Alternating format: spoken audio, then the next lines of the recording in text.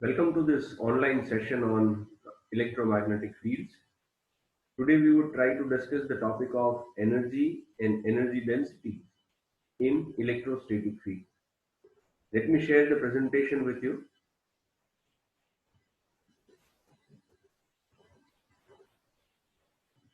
What do we understand by energy and energy density? Let us try to go through some of the basics that we have learned. What do we mean by energy? Energy, we know, is nothing but the work done. And we have also studied what we mean by potential or voltage. Voltage is nothing but work done per unit charge.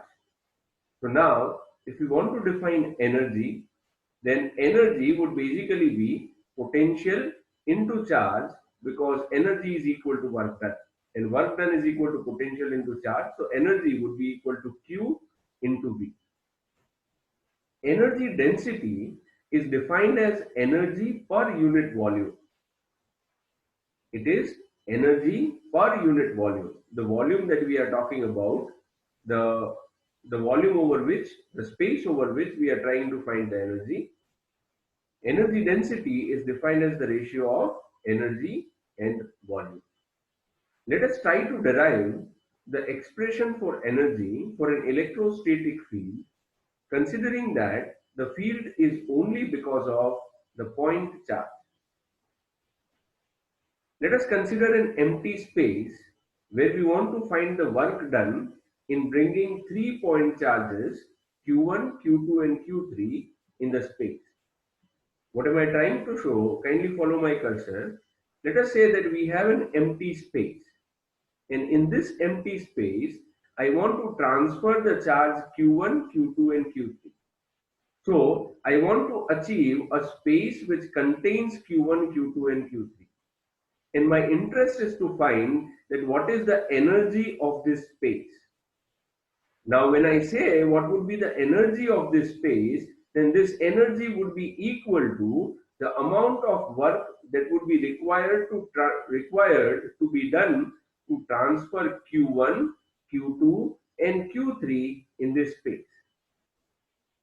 The amount of work done to transfer Q1, Q2 and Q3 in this space would be equal to the potential energy of this space. Thus, if we say that the amount of work required to transfer Q1 is W1, Q2 is W2 and Q3 is W3, then the total work done in transferring three charges in this empty space would be W equal to W1 plus W2 plus W3, and this would be equal to the potential energy of this space.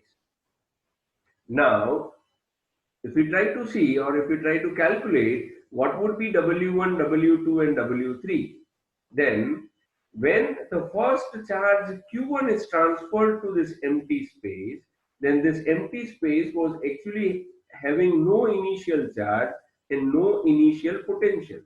Remember, what we are trying to do is we are trying to find the amount of work done, which would be equal to potential, that is voltages into charge. Now, initially the space was empty, there was no charge, so there was no potential, there was no V. So when I transfer Q1, the amount of work done is 0. So W1 is 0 here. Now, once Q1 is present and then I transfer Q2, then Q2 would experience the potential because of Q1. So the amount of work done by Q2 or on Q2 would be Q2 into V21, which represents potential at point 2 because of charge 1. How do I define Vij? Vij is nothing but the potential at point where Q1 is located multiplied by or because of the charge Qj. So V21 represents the potential at point 2 because of Q1. Now, once Q1 and Q2 both are present in the space and I transfer Q3, then Q3 would have to be transferred against the potential because of Q1 as well as the potential because of Q2. So Q3 would have to work against the potential because of Q1, let me call it as V31, and potential because of Q2, let me call it as V32. So the total work done W would be equal to Q2 V21 plus Q3 V31 plus V32. Let me give this equation as number 1. Now let us try to repeat the same process but in a reverse order. That is, initially I have transferred Q1 first, followed by Q2 and then Q3. Now let me transfer Q3 first, followed by Q2 and Q1. Now we can understand that in this case also, work done would be equal to work done on Q1 plus Q2 plus Q3. Now here, because Q3 is transferred first, there was no potential existing in the empty space, so now W3 would be equal to 0. When Q2 is transferred, Q3 was present, so the work done would be equal to Q2 V23, that is potential at point 2 because of charge at 3. Similarly, when Q1 is transferred, Q2 and Q3 were already existing, so Q1 into V12 plus V13. Let me give this equation as number 2. Now it is obvious that whether I transfer Q1, Q2, Q3 or I transfer it in a reverse order, that is Q3, Q2, Q1, the amount of work done in both the cases would remain same. It means that the energy of this space would remain same. It means that equation 1 and equation 2 should both give us the same value. Then let us try to add equation 1 and equation 2.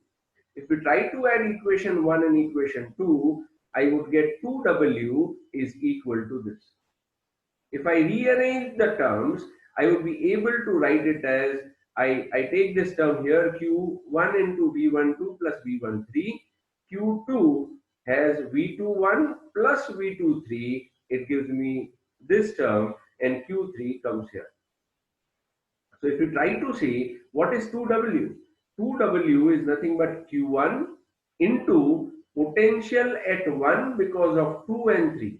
That is potential at Q1 because of all other charges. Currently, I have only 2 other charges, Q2 and Q3. So it is V12 plus V13. Similarly, if I talk about this, Q2 into potential at 2 because of 1 and potential at 2 because of 3. So in short, what it is trying to give us, this term represents potential at point 1 because of all other charges. This term represents potential at 2 because of all other charges. And this term represents potential at 3 because of all other charges. The total potential at 1 would be equal to V12 plus V13, which I write it as V1. So what is V1? V1 is the total potential at Q1 due to all other charges. So I get an expression like this. If I try to write it in terms of summation, I would say summation I from 1 to 3, Qi Vi, because I have Q1 V1 plus Q2 V2 plus Q3 V3, that is I varies from 1 to 3. So W would be equal to 1 by 2 summation I1 from 1 to 3 Qi Vi. So this gives me the expression of the work done and hence the energy over the space containing Q1, Q2 and Q3 charges. Now, if we have this space which is having n point charges instead of only 3, then I can easily modify this expression and I can write this as W equal to 1 by 2 summation I from 1 to n Qi Vi. So this gives us a general expression of energy over an electrostatic field which contains n discrete point charges. I again repeat, so this is a general expression which gives us the amount of work done or the potential energy over a space which consists of n point charges. Now, suppose that we take a situation that instead of a point charge, we do have a charge distribution. Point charges can be considered as discrete, and hence I can use the notation of summation. However, if the charge is not discrete but continuous and spread over a volume, which is having a charge density of rho v coulomb per meter cube, then the same expression can be written as W equal to 1 by 2 integration over volume rho v dv. Understand what we have done here. Because our charge is not a point charge, but it is a distributed charge with a volume charge density rho v coulomb per meter cube, integration of rho v over a volume would basically give me the total charge. So this becomes a general expression of energy or work done, particularly when the charge is not discrete but continuous, distributed. Right?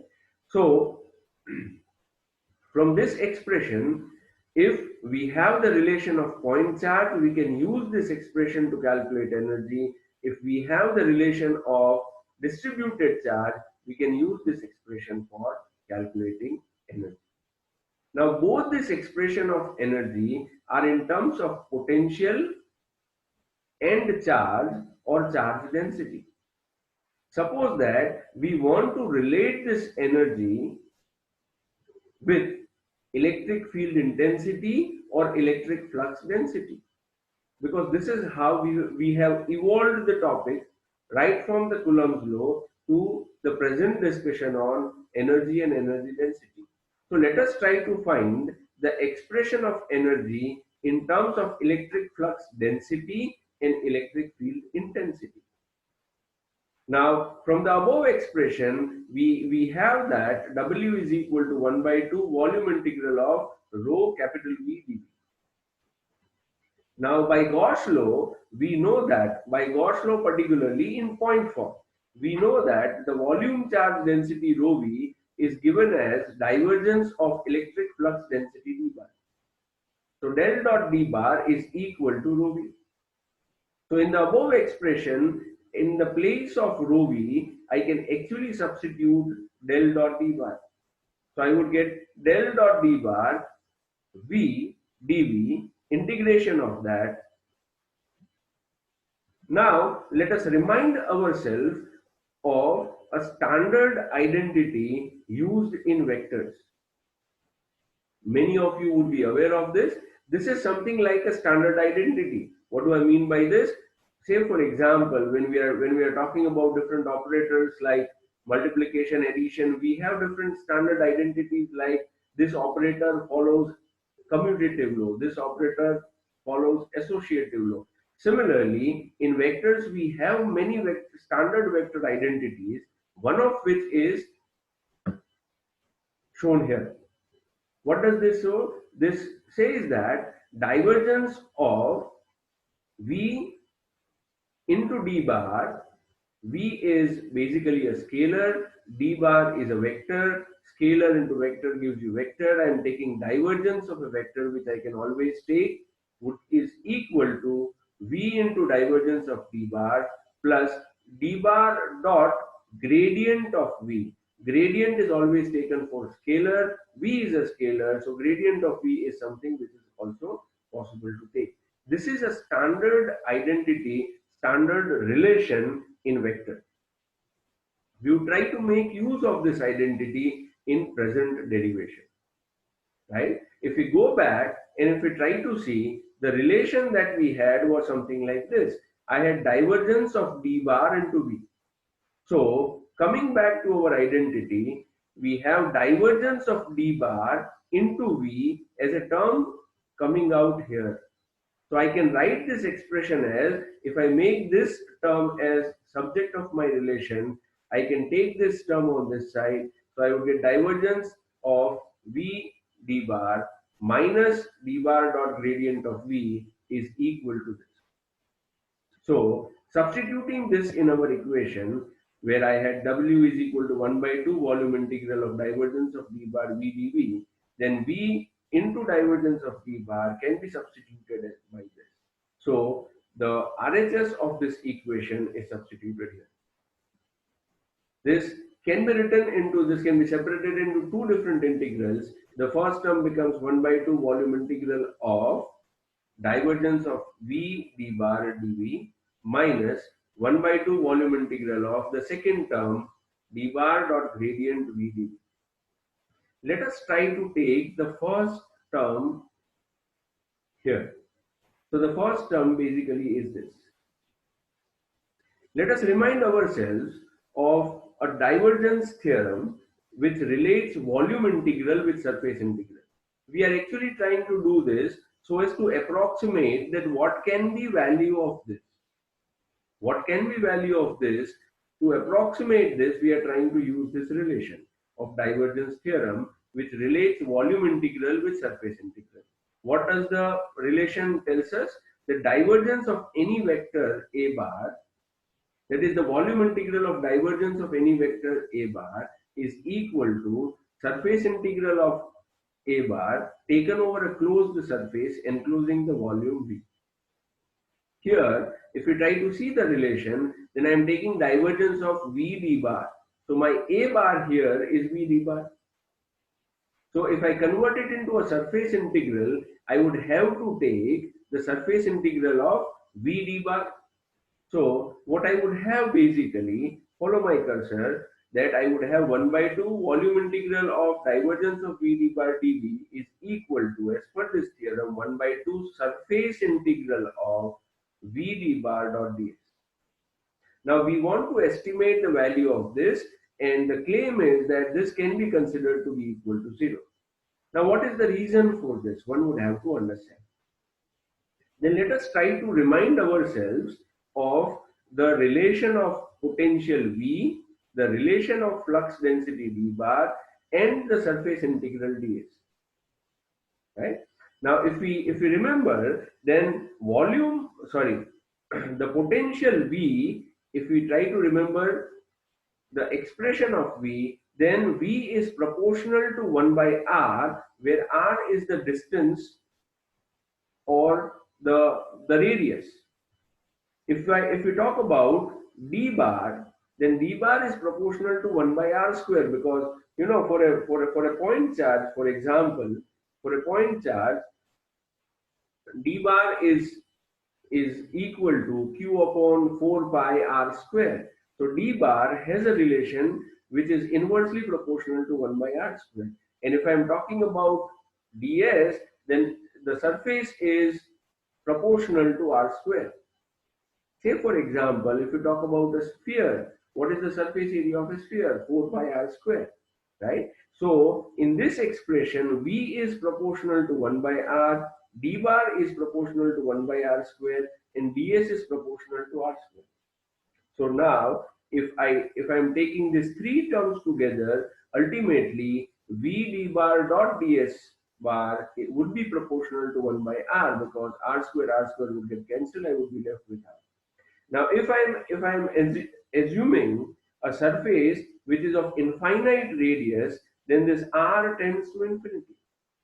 And if this r tends to infinity, then this term tends to 0. And hence, we can claim that the first term in this integral,